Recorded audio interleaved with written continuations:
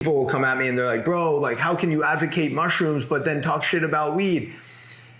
And my perspective as someone who was a stoner from the ages of 17 to 23, smoked multiple times every day, is it comes down to intention. Can cannabis be an extremely powerful portal for more creativity, for more healing, especially when there's like terminal illnesses, right?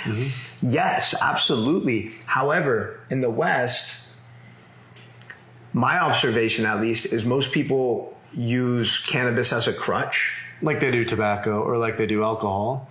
And this probably has to do with set and setting again, because now that it's legal and recreational, it's everywhere, and it appears to be more acceptable. And that's not to say like cannabis should be legal. It should not be illegal. It should not be prohibited. And we kind of went from one pendulum to the other. And I think we're still finding that middle point where cannabis is a really good medicine for people who have maybe PTSD or are struggling with pain or are going through cancer.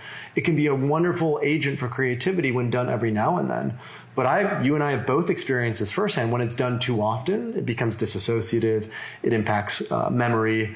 And I think it's important not to conflate cannabis and mushrooms.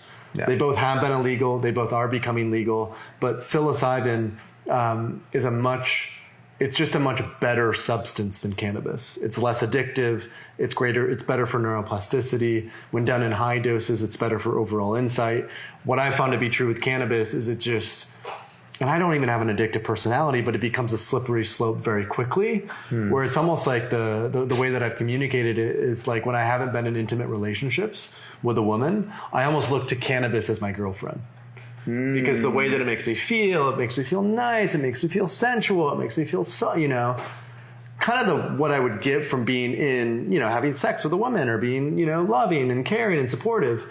And so I always notice that when I start to date or when I'm in an intimate relationship, the amount of cannabis that I smoke significantly reduces.